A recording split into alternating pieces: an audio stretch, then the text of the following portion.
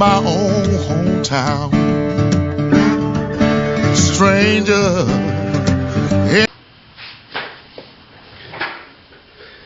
Howdy folks, Little John in the brewery, and today I'm putting down a double batch, well, 2 single batches, not a double batch.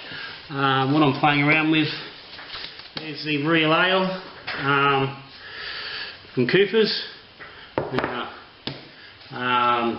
For anyone who's on the Aussie Home Brewer Facebook page, I know that Woolies have been having a lot of clearances on the Coopers stuff. I picked up 4 cans of the real ale pretty cheap, not really knowing what I was going to do with them. I did have the intention of actually distilling with them, which I'll probably still do. But anyway, today I'm doing 2 batches. It's taking me a little while to work out exactly what it was that I wanted to do. I haven't got a lot of ingredients about at the moment. Sort of dwindled, let them dwindle a little bit. I've been focused on the distilling for the last little bit, and I haven't had quite the focus on the beer. I've got plenty of beer here at the moment, so I haven't been brewing a hell of a lot. So I'm just about out of specialties, which I'm going to have to put a new order in. But that restricted me a little bit on what I could do. So I thought, okay, I'll jump into the yeast bank and have a look at the yeast and let that guide me a little bit. Let that sort of put me in the direction I needed to go. And so what I come across while I was in there was the Burton IPA, Wyeast Burton IPA. I can't remember what actual number it is, but I'm pretty sure, I think it's a discontinued yeast. I got it a while back on sale because it was out of date. Wyeast 1203 Burton IPA. And I've been wanting to use it. I've tried twice to brew with it, and I've never been able to manage to get. It took a while to get a starter actually up to a point where it was workable. I've got that to a point now where I can work with it. So I thought, okay, I'll go with that. And at the same time, I've got Mangroves Jack's Burton Union, which was a dry yeast. Again, it's discontinued. One of my favourite yeasts for pommy style. It's just a really good solid yeast, and I haven't used it for a while. The same thing, I wanted to find something to use it on. So I thought, here we go. Let's cover some bases here. So the plan for today is to brew, using the Coopers Real Ale as the base, a pommy IPA and just a dark ale. It's not really going to be any particular style. I don't want to push it to a porter, and I don't really have the stuff to push it to a porter. I'm thinking sort of leaning towards the direction of a dark IPA, but not completely. So it's going to be a dark ale. I'm going to push the hops a little bit. So it's not going to. It's sort of going to be an in-between, sort of a dark ale pushing towards a dark IPA. That's the intention anyway. And I'm just going to see how I go with what I've got. So it's a bit of a mismatch. Like I said, I've only got limited stock. So what I've done at the moment, I've just bought about 10 litres of water up to 72 degrees. I've got 2 pots sitting over here. I'm going to steep some grain for both batches and do my hot boil before we add them to the kits. So the first brew number 1 is going to be the IPA,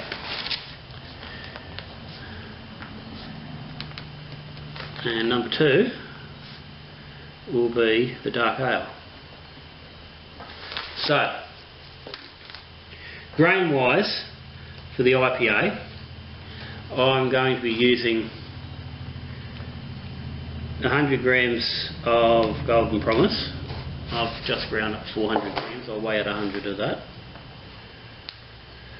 And I'm going to use some Carapils. I've got 150 grams there, and I might just throw the whole bloody lot in. I don't really need that in the dark ale. So actually it's 140, that's 150 with the bag, so I'll pop that in. So that's the IPA. Now the dark ale, so I'll be using 300 grams of the Golden Promise. And I've got some Naked Oats here. I'm going to go for 200 grams of the oats. Now these are only half batches. These will be 12 litre batches. So because if you're doing a full batch, you're going to double these ingredients.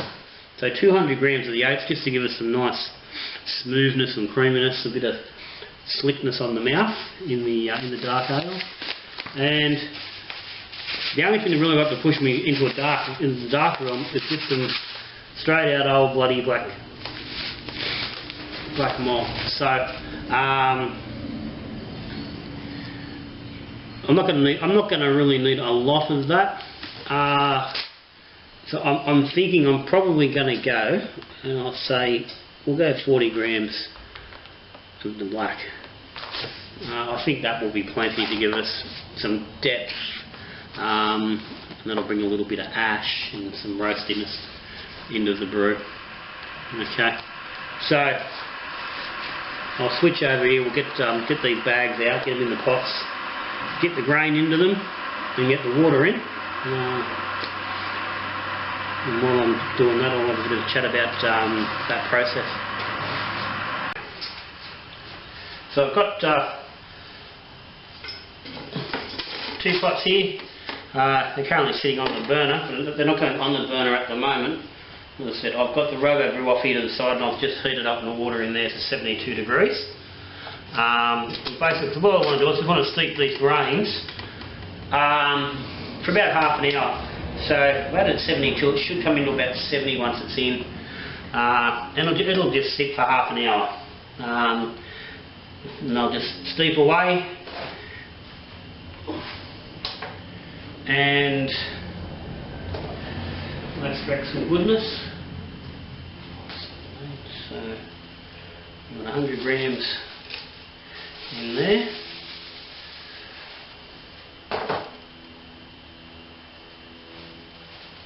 That's about in. That's the Golden Promise.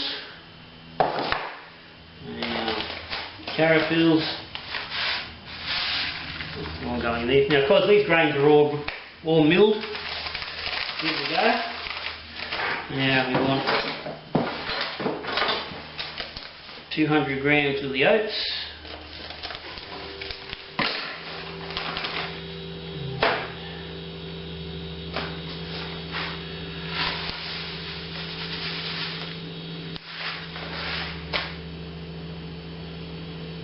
Pretty close. 210. We want 40 grams of the black.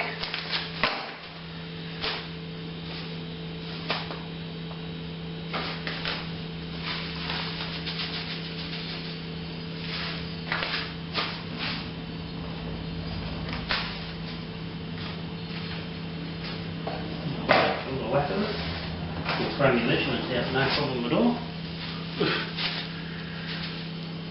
I don't really want to go too hard on the black. It's 41 grams, so that's good. Happy with that. So I'll now just take these. I'll pop 4 litres of water in both of these. Pop a lid on, let them sit for half an hour, and we'll come back and pull the bag and put some hops in. So I'll let them go. I'll let them go now, and we'll come back and put the hops in. We'll talk about the hops.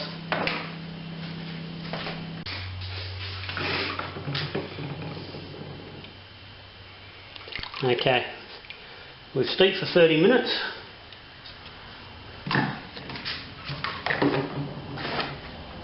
Just take these bags out. And that's been long enough to extract some flavour.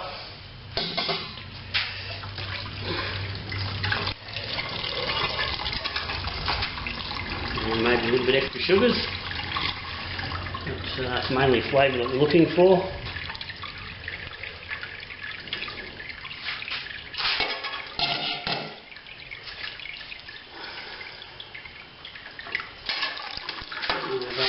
I should have grabbed the second one, had it ready.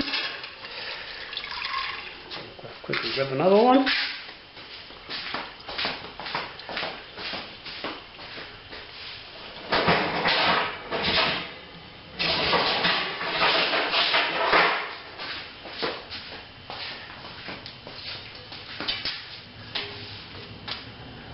And we'll just leave these now to just quickly drain a little bit.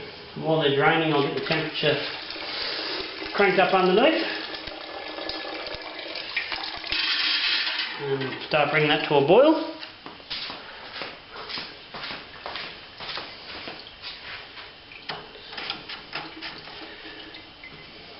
Crank them up. If I can get it on.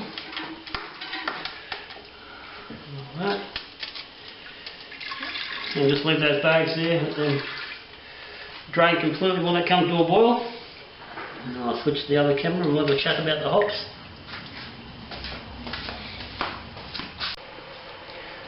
Righto, so draining, filling up the temp. Now we're talking other additions here. Now, the IPA is going to get half a kilo of light dry malt and 500 grams of dextrose. Now remember, these are half batches, so that's a little more dextrose than I normally use, but we've been in the IPA, I want to just boost it up a little bit, the alcohol content, and with that bit of a grain stick, that'll give us a little bit of extra body in the beer, which will help to work with the dextrose. And the real ale is also a bit of a heavier beer as well, so I think that'll work fine. Yeah. The dark ale, we'll be getting 500 grams of Cooper's BE2. The box, I've still got half a box of that sitting around. So that's a mix of, would be 500 grams, it's going to be 250 grams of dextrose, there'll be 125 grams of dry malt and 125 grams of maltodextrin. In that there will be another 500 grams of light dry malt and also be 200 grams of golden syrup. Again, that's just one is going to boost up the ABV a little bit. It's also going to add a little bit of flavour and will help to stop the whole brew from getting too big and heavy. Golden syrup's a reasonably commonly used ingredient in the probably dark styles. So I've got no problem with throwing a bit of it in. I don't think that'll be a problem. So that's our malts and sugars, which will get added in after we've boiled the hops. So hops, what we're doing is going to do a 15-minute boil. One, we've got to sterilise the grain water, make sure it's got no bugs. So, and we'll boil our hops there. So 15 minutes we're going to boil for. And with the IPA, we'll be throwing in 33 grams of EKG, East Kent Goldings, and 20 grams of Willamette, which is basically a more modern version of Fuggles. It's descended from Fuggles, so it's a very similar for the flavour. I don't have any fuggles on hand, so Willamette will do. So 20 grams of the Willamette into the IPA. Now the dark ale is going to get the remainder of that Willamette. There'll be 37 grams of Willamette and 49 grams of Centennial, which will be that fella there. And they're going to boil for 15 minutes. And also on, by mistake, and also at the end of the dark ale, I'm going to do just a short 5 minutes with 20 grams of Cascade, just a tag on the end, just for that little bit of fruit finish. I like that little Cascade finish on probably dark styles. It works quite nicely. And there's going to be a bit of fruit from the Centennial as well, so I think that'll give it a nice finish. So we'll throw them in the hot bags and I'll pop them in shortly once that comes to a boil. So, and the hops, just simply, I've got the hot bags here. I bought these. They're relatively cheap. I got them from Kegland, and I bought me Robo Brew. They don't cost you much. These I think were bloody, at the time only cost me $1 for 5 of them. There was a special deal going when I bought the Robo Brew. But normally I think they're $1 each. And they're a great buy. And the Kegland socks are actually they're good quality. They're very strong. I'll give them a bit of a pizzling with no problem at all. So that's my EKG. Now I need 20 grams of Willamette.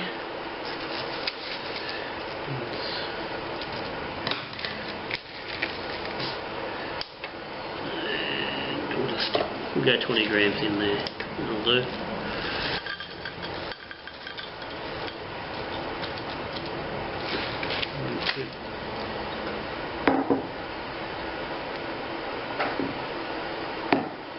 Into the sock, which isn't always the easiest thing to do. I do normally just have little containers I weigh them out in, and they pop in there nice and easy. So that's it, pops in. Just stick a little knot in the top, just a little loop, and once that comes to a boil, they'll just drop in and they'll sit there for 15 minutes. So I'll do the same with the others. You pop them in. So that's nothing too exciting to look at. You've all mostly seen it before, but we'll shut down now. We'll come back and have a look once we get to the end of that boil, and dealing with the sugars and getting this mixed together.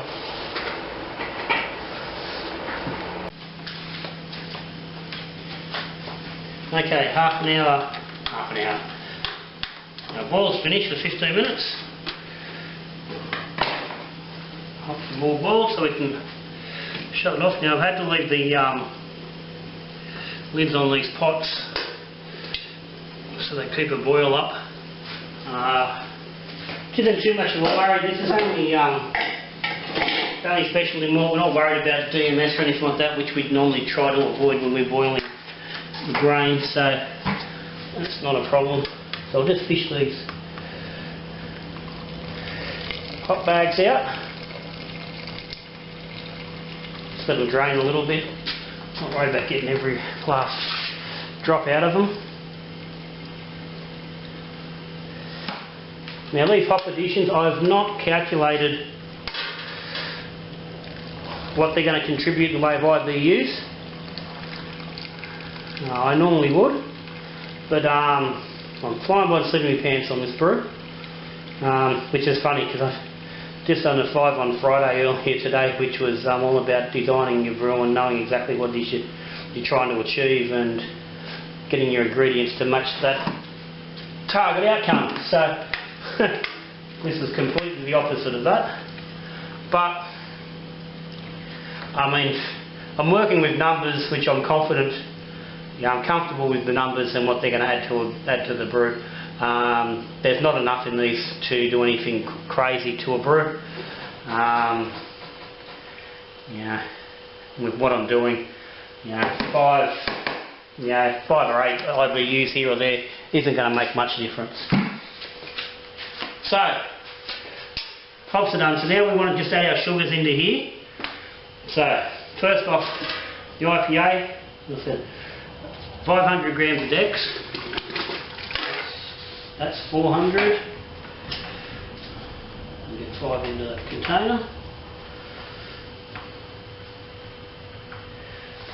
100 there. That's 500. Oh, okay, recipe said 200. Okay, we've just made that a lot stronger than what we intended. That's all good. Not going to hurt, but we'll adjust it here so I know about it, so I don't get a weird shock later.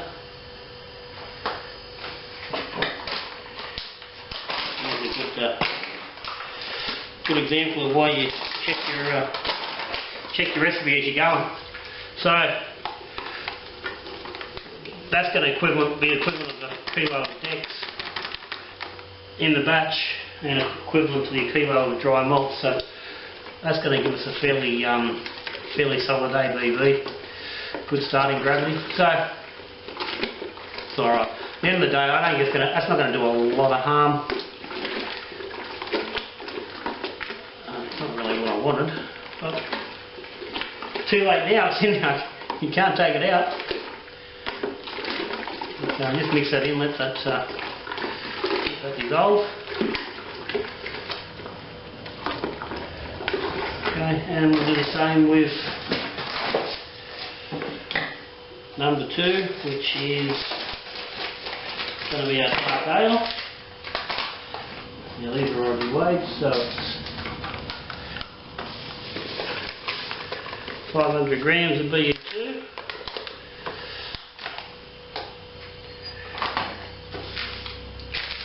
500 of the light dry malt.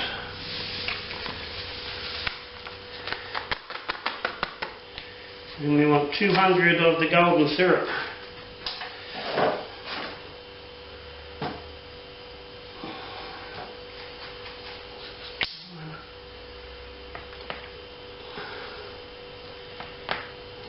We'll just eyeball it for the moment.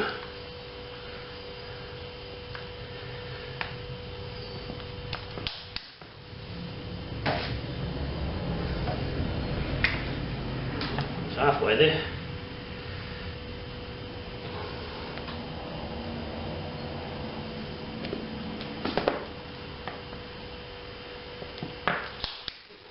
Close. Oh, 5 grams off. One last squirt. So, got a good mix.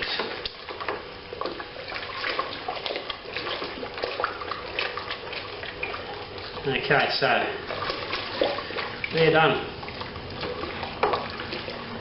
And let's see there. It's quite dark, which is going to go into our dark ale. I'm hoping that'll be plenty good.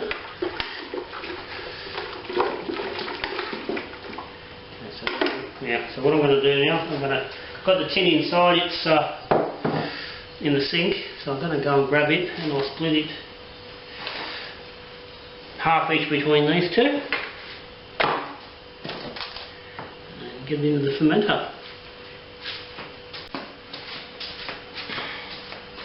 Okay, so I've got the tin, so it's been in the sink, which is inside in the kitchen. Yeah, I can't wait till the day I actually have accessible running water out here. The only thing is, when I built the house, this was brewing and didn't think I had any need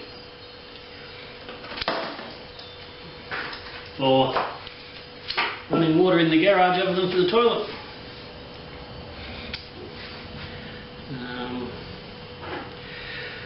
I would quite happily have hot and cold water in here now, so I'm just going to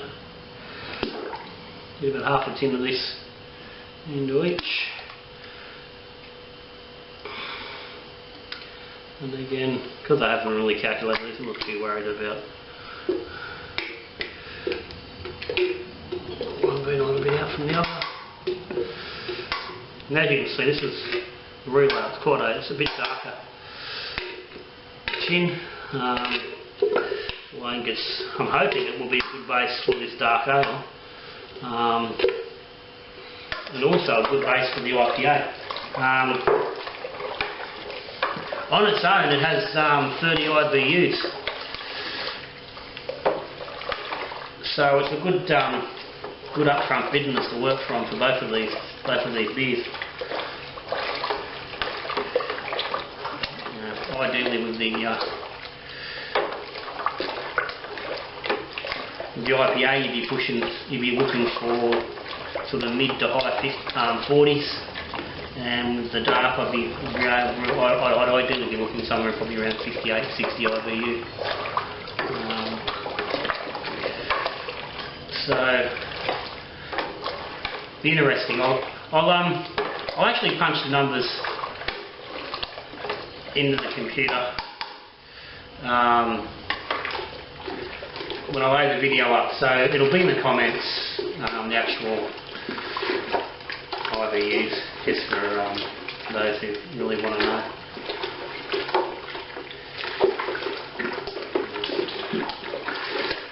So I've added the tin into this hot mix just to make it easier to just dissolve it all. And what this is also going to do is it's going to help to with some aerating into the fermenters. So we've got that. I'll get my fermenters ready and we'll come back and transfer it over.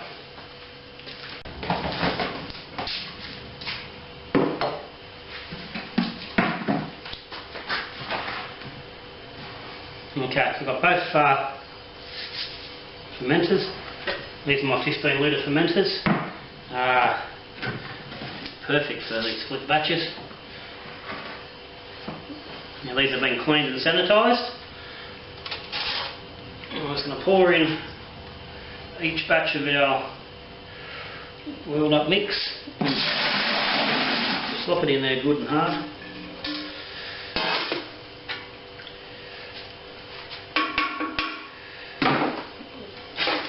Do the same with the other.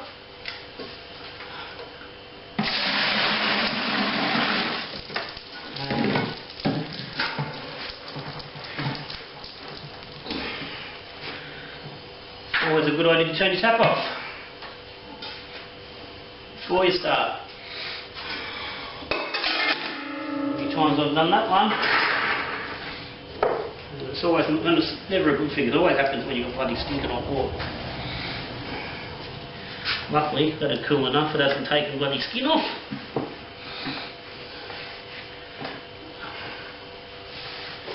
Righto, all good. Could have been a lot worse. We didn't lose too much.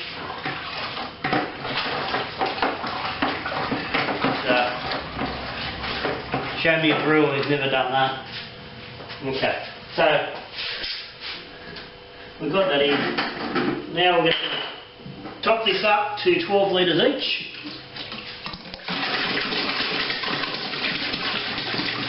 We're going to do a clutch as it goes. Get a little bit extra air in there, some extra oxygen.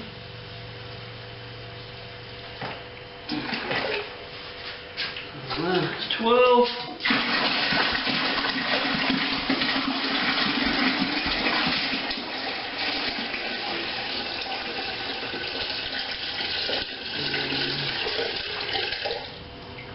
That one's come up a little short. That's 10 litres. I'll tell you what, going off the colour of that, I might leave that as it is. It's 10 litres. That'll still get me awfully close to a carton finished. This won't be going in kegs, so I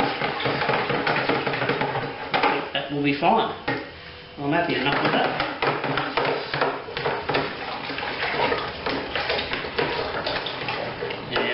IPA's got a bit of depth there. What I did, which wasn't actually done on camera, I just rinsed the tin out. There's a little bit of the crud left in. I used probably about 100 mils of the boil from the dark ale in that tin, scraped all the gunk off the side, and added that into the IPA. You know, shit and giggles, just a little bit extra. So these are now obviously still too warm to pitch. So I will pop the lid on these and get them into the fridge so they can start cooling down. And when they get to 20 degrees, I will pitch the yeast, and that will work really good, because that's about emptying it in here at the moment. So our yeast that's sitting here getting ready to go, just sitting here, will be the right time to go straight in. So that's it. So it says yeast before. Starters of Burton IPA, Wyeast and Burton Union micro jacks.